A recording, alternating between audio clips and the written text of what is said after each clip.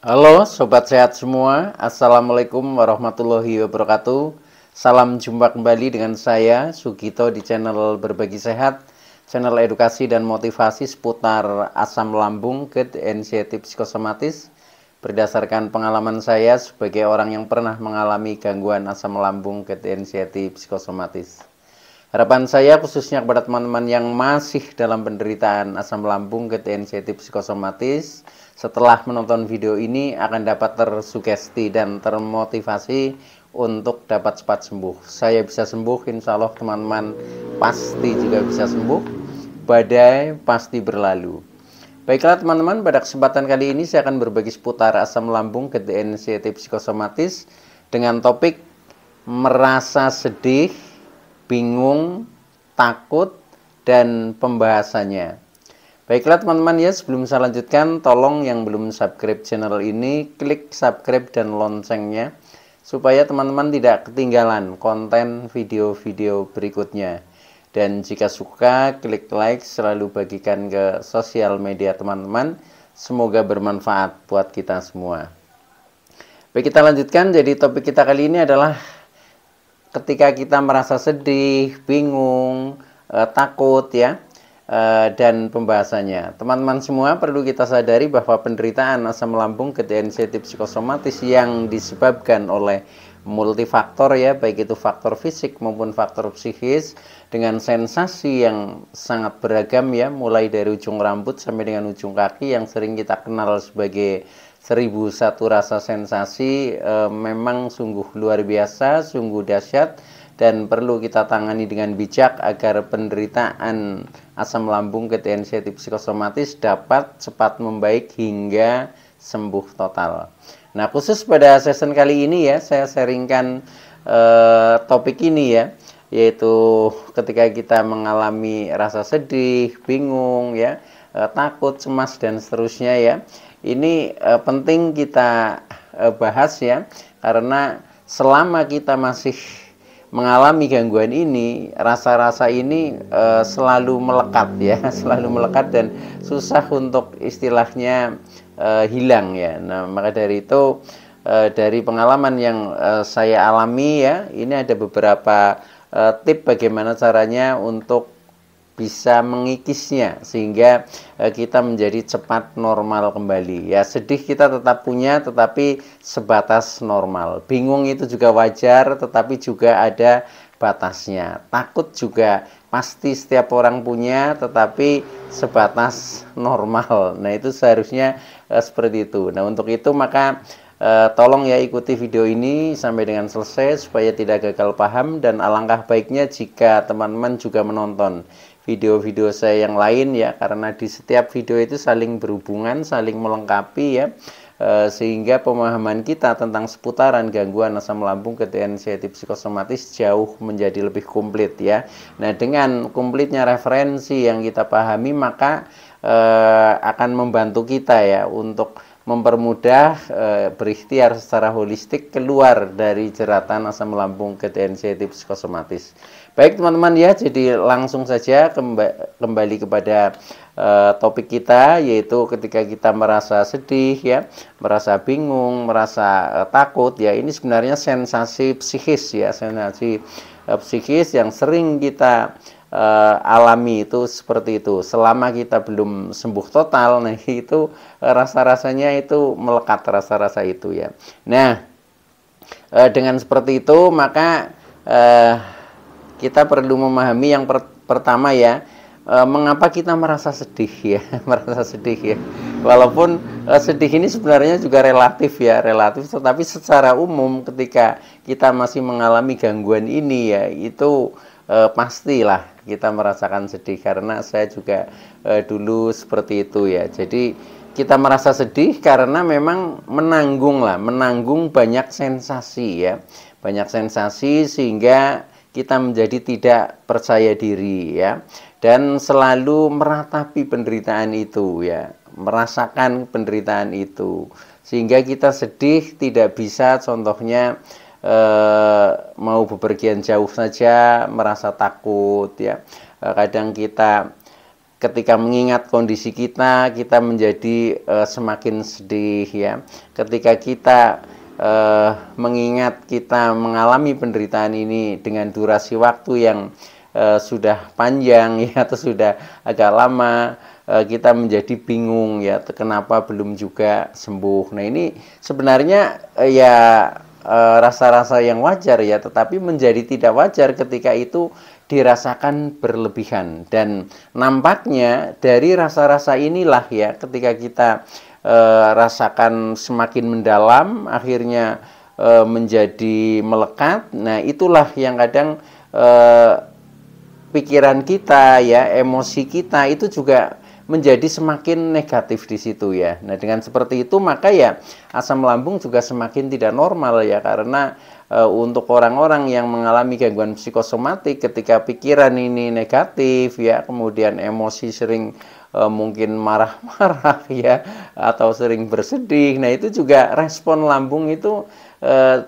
tidak baik, menjadi tidak normal. Contohnya menjadi berlebihan. Nah, akhirnya kita merasa kembung, merasa pusing-pusing ya, dada merasa nyeri, kemudian nafas pendek dan seterusnya. Itu ada hubungannya dengan itu ya. Jadi berawal dari sensasi psikis yang diawali dari kita merasa sedih berkepanjangan ya, bingung tanpa ada jalan keluar ya, kemudian takut berlebihan. Nah itu awalnya dari situ ya. Nah akhirnya memicu sensasi-sensasi fisik pun ya, akhirnya menjadi timbul ya, atau menjadi berdatangan, itu seperti itu. Nah itu yang hubungannya dengan rasa sedih ya. Ya kita boleh lah, misalkan kita merasakan sedih, bingung, takut, itu sebenarnya kita pandang sebagai suatu kewajaran, hal yang manusiawi ya, tetapi harus ada batasnya ya, harus ada batas. Ketika kita selalu seperti itu kok terus-terusan, nah ini yang menjadi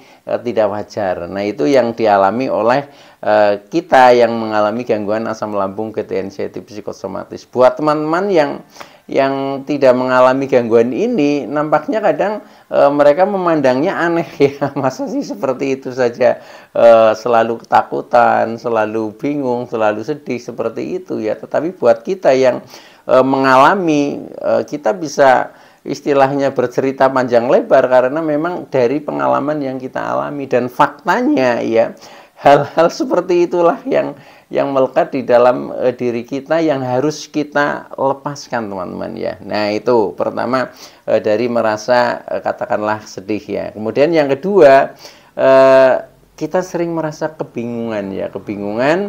Nah itu kenapa ya, dengan penyakitnya ya, dengan gangguan ini misalkan ya, yaitu setelah katakanlah dalam waktu durasi cukup lama, kemudian kita sudah berobat ke sana kemari ya, sudah shopping dokter ya, sudah mencoba makan obat, mungkin makan herbal ya, pokoknya apa saja lah yang membuat kita menjadi sembuh ya. Nah itu seperti itu, tetapi faktanya kadang belum juga membaik. Nah di saat seperti itulah kita semakin bingung, itu seperti itu ya. Itu yang saya alami seperti itu teman-teman ya. Jadi heran ya, kadang kita sudah minum obat seperti enggak ngaruh ya, kadang seperti itu. Ini kan menjadi bingung ya, kita minum herbal juga sama saja. Nah ini sebenarnya apa yang ada di dalam diri kita yang bermasalah. Nah sebenarnya itu yang harus kita temukan. Nah, ternyata itu kita harus telusuri dari latar belakangnya ya, dari sebab-sebab awalnya ya. Nah itu yaitu, jadi termasuk dari permasalahan-permasalahan yang mungkin kita miliki ya, walaupun di setiap orang itu kadang permasalahannya berbeda-beda ya, tetapi kadang awalnya itu dari itu ya. Maka dari itu, nah itu juga harus kita bersihkan dulu ya, harus kita bersihkan sehingga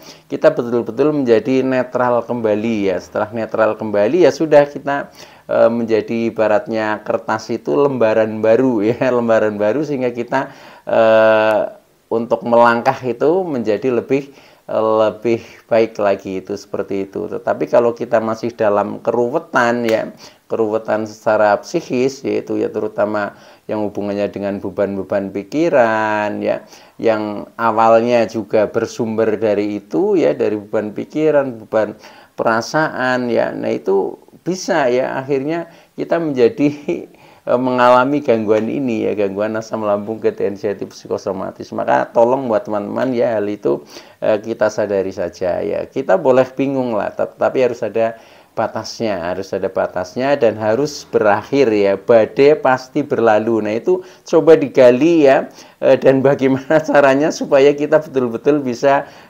mengakhiri hal-hal yang tadinya berlebihan ya, menjadi normal kembali, itu seperti itu teman-teman. Dan teman-teman pasti bisa ya, pasti bisa. Tetapi ya memang ada prosesnya setelah kita sadar diri, kemudian kita bisa menemukan, kemudian kita bisa merubah perilaku ya. Nah, disitulah nanti kesembuhan itu mulai terbuka, itu teman-teman ya.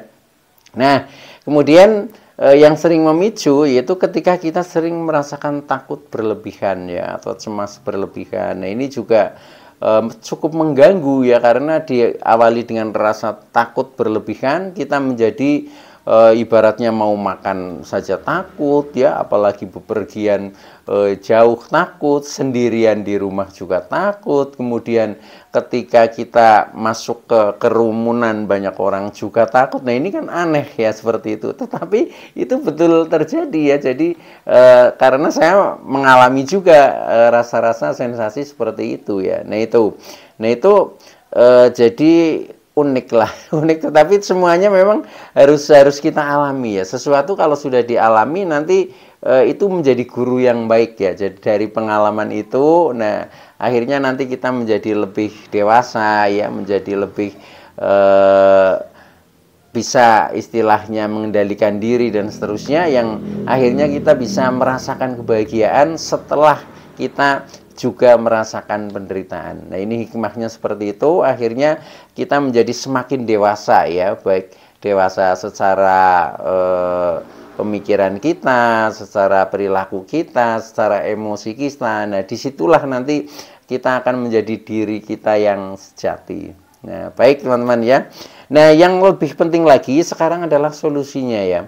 Ketika kita masih mengalami rasa-rasa seperti itu ya, sensasi kita masih sering merasa sedih, kemudian atau rasa sedih itu kadang timbul dari luar teman-teman ya, dari luar. Contohnya ya, kita merasakan sangat sedih ketika kita melihat orang-orang terdekat kita ya, orang apalagi keluarga itu dalam kondisi yang katakanlah menderita. Nah, akhirnya kita juga bisa dari situ, akhirnya kita merasa sedih yang berlebihan, tetapi kadang kita mau membantu, istilahnya solusinya juga kita belum menemukan. Nah, akhirnya membekas ya di pikiran kita, di emosi kita, itu selalu terpendam. Nah, itu kadang juga bisa membuat contohnya asam lambung responnya menjadi tidak normal. Akhirnya kita terkena GERD ya, kita mengalami anxiety dan juga psikosomatis, itu seperti itu teman-teman.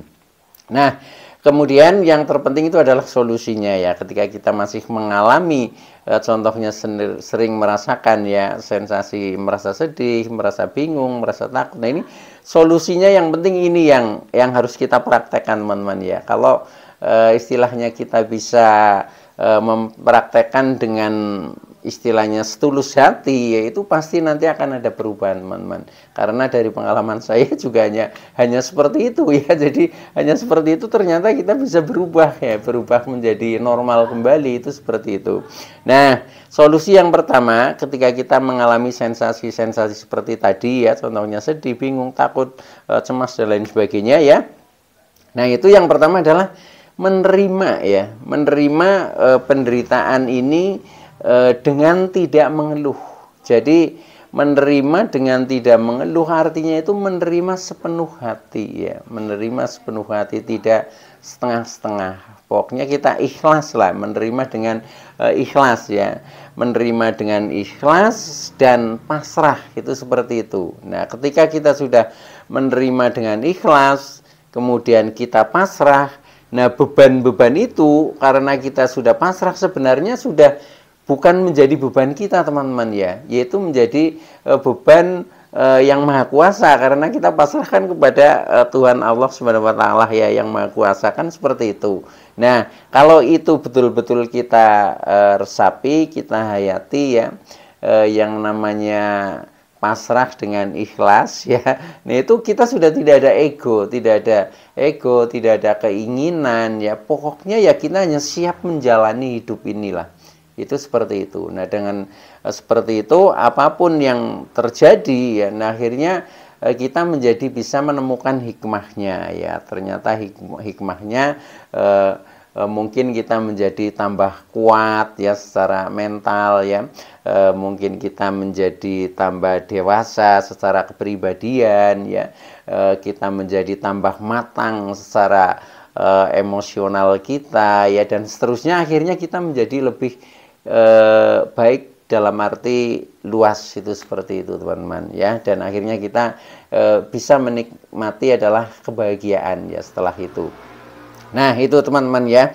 Jadi yang pertama ya, solusinya adalah kita menerima ya, menerima dengan tulus, ikhlas ya, dan pasrah tanpa mengeluh. Itu seperti itu ya. Kadang kan kita sudah menerima tetapi di belakang itu masih mengeluh ya. Nah, ketika kita masih ada keluhan, itu namanya belum menerima dengan ikhlas, itu seperti itu. Nah, akhirnya karena kita belum menerima dengan ikhlas ya, rasa-rasa itu masih melekat di diri kita ya. Tetapi kalau sensasi itu kita terima dengan ikhlas sepenuh hati, itu lewat teman-teman ya. Sensasi itu lewat ya. Jadi makanya sensasi itu hanya numpang lewat, itu sebenarnya seperti itu ketika kita bisa menerima. Tetapi ketika kita menolak ya, contohnya dengan keluhan-keluhan, itu artinya menolak ya, dengan keluhan menolak. Nah, itu yang masih membekas di situ. Nah, coba teman-teman ini apa ya, rasakan sendiri seperti itu.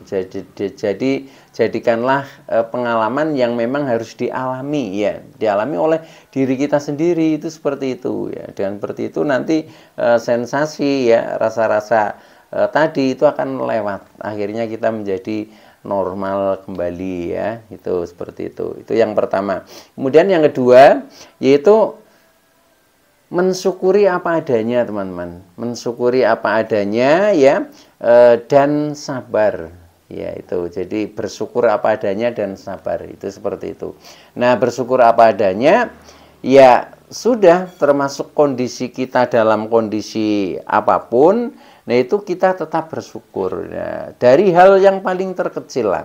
Dari hal yang paling terkecil, contohnya ketika kita mengamati nafas lah. Kita masih bisa bernafas, itu artinya masih hidup. Ya, masih hidup dan ya sebenarnya sehat ya, seperti itu. Nah, itu dulu yang kita syukuri. Jadi alhamdulillah saya masih bisa bernafas dengan lega ya. Saya semakin baik, saya semakin sehat ya, saya tidak apa-apa, sensasi hanya numpang lewat dan seterusnya ya. Jadi rasa syukur itu kita aplikasikan dalam bentuk afirmasi positif ya. Nah, setelah seperti itu kita juga harus bersabar ya. Sabar, sobar, ini artinya luas. Jadi tanpa batas ya. Jadi ketika orang bilang sabar kan ada batasnya, itu artinya belum sabar, teman-teman ya. Jadi kalau sabar ya ikuti saja proses. Selagi prosesnya belum selesai ya berarti kita masih berada di situ ya. Tetapi nanti akan cepat berubah ketika kita semua proses itu kita rasakan dengan rasa syukur, itu seperti itu. Dan sensasi juga tidak akan istilahnya bertambah ketika kita sambut dengan rasa syukur kita. Justru yang bertambah adalah kesehatan kita ya, karena barang siapa pandai bersyukur maka nikmatnya akan ditambah ya. Nah, ditambahnya untuk orang yang katakanlah sedang sakit maka kan disehatkan. Itu seperti itu ya teman-teman. Jadi kita tetap bersyukur saja walaupun misalkan sensasi itu kadang masih ada ya, kita masih sering merasa takut, merasa bingung ya, merasa sedih. Nah itu sadari saja nanti akan lewat dengan sendirinya ya. Sadari saja, kita terima dengan ikhlas ya. Kita nikmati dengan syukur, kita ikuti prosesnya dengan sabar. Nah itu di situ nanti akan ketemu teman-teman ya. Tetapi kalau teman-teman istilahnya selalu melawan, nah ini nggak jadi teman-teman ya. Kadang kita kan idealismenya muncul tuh ya, kadang kita disarankan aja masih ngeyel ya dan sebagainya. Nah itu yang akan susah ketemunya itu di situ ya itu. Tapi ya itulah orang-orang yang mengalami gangguan asam lambung, gejala psikosomatis memang karakternya seperti itu ya. Saya dulu juga seperti itu, saya juga pernah ngeyel juga kayak gitu ya. Tetapi setelah saya temukan, oh memang kita harus mengalir ya, mengalir bagaikan arus sungai teman-teman ya. Sungai itu jalan terus ya, walaupun airnya kotor karena berjalan terus, nah itu akhirnya menjadi airnya bening ya, itu seperti itu. Nah itu sama prosesnya seperti itu ya itu. Nah, itu. Kemudian tip yang ketiga ya, yang ketiga yaitu tetap semangat, optimis ya untuk sembuh ya. Jadi sembuh itu pasti kok. Yang penting kita melakukan itu tadi, tip yang pertama dan kedua ya, itu kesembuhan itu pasti. Cuma permasalahannya waktu ya, permasalahannya waktu cepat atau lambat, itu seperti itu aja teman-teman. Makanya optimis saja buat teman-teman yang masih mengalami sensasi-sensasi seperti itu ya, pasti akan berlalu ya, itu seperti itu ya. Nah itu, jadi kita tetap semangat, optimis ya untuk sembuh ya itu. Nah kemudian yang terakhir ya, lakukan aktivitas normal dengan mindfulness teman-teman. Mindfulness itu artinya penuh perhatian ya, fokus pada saat ini saja ya, yang sedang kita lakukan itu apa. Nah aktivitas normal kita ya mungkin sesuai dengan profesi kita, sesuai dengan hobi kita, tetapi kita mindfulness di situ. Jadi kita fokus itu ya, kita tidak dibayang-bayangi oleh masa lalu, tidak dibayang-bayangi oleh masa depan ya. Nah itu seperti itu. Jadi saat ini yang sedang kita lakukan apa, nah itu kita mindfulness di situ. Nah itu nanti kita akan menemukan kebahagiaan ya. Ketika kita sudah bisa mulai merasakan kebahagiaan ya, nah itu ya rasa-rasa seperti sedih, rasa-rasa seperti bingung, takut itu menghilang dengan sendirinya teman-teman ya. Nah cara istilahnya kita untuk melakukan aktivitas normal baik itu yang bersifat hobi maupun profesi itu dengan mindfulness itu memang butuh latihan teman-teman ya. Contohnya latihan supaya kita fokus ya, pikiran tidak kemana-mana ya. Itu contohnya kita mengamati nafas, mengamati keluar masuk nafas saja itu. Itu nanti pikiran menjadi ini fokus ke hanya fokus ke nafas. Itu awalnya latihannya dari seperti itu ya. Tetapi setelah itu nanti kita apa yang sedang kita lakukan itu pun kita fokus di situ ya. Nah ketika fokus di situ maka ya kita akan menemukan kebahagiaan ya, karena kita tidak pikiran tidak mengembara ke masa lalu yang kadang ingatnya trauma-trauma, kesedihan-kesedihan, penderitaan-penderitaan seperti itu ya, atau mengembara ke masa depan ya yang isinya cuma was-was, khawatir, cemas seperti itu ya. Nah itu juga akan menghilang. Yang penting kita bisa mindfulness fokus pada satu titik kegiatan yang sedang kita lakukan. Itu seperti itu. Nah kemudian yang terakhir, semuanya itu akan bisa berjalan dengan baik ya, dan secara psikis kita juga menjadi semakin tenang ya. Nah ini harus dibarengi dengan doa teman-teman. Dengan doa ya inilah contohnya teman-teman lebih rajin meningkatkan ritual ritual agama kita masing-masing ya. Mungkin kita menjadi sholatnya lebih khusyuk ya, kita banyak berdoa, banyak berzikir. Nah, ini juga sangat-sangat membantu ya, karena semuanya itu akan membangun ketenangan jiwa kita. Nah, akhirnya kita menjadi percaya diri ya, kita menjadi merasa dekat dengan Sang Pencipta yang Maha Pengasih dan Penyayang. Nah, akhirnya kita menjadi kuat baik secara fisik maupun secara mental. Akhirnya kita menjadi sembuh normal kembali seperti sedia kala. Baik teman-teman ya, itu dulu yang bisa saya sampaikan ya, kurang lebihnya mohon maaf ya. Terima kasih atas like, subscribe, serta komennya. Saya Sugito dari channel Berbagi Sehat. Saya bisa sembuh, insya Allah teman-teman pasti juga bisa sembuh, badai pasti berlalu. Oke, terima kasih, sekian, wassalamualaikum warahmatullahi wabarakatuh.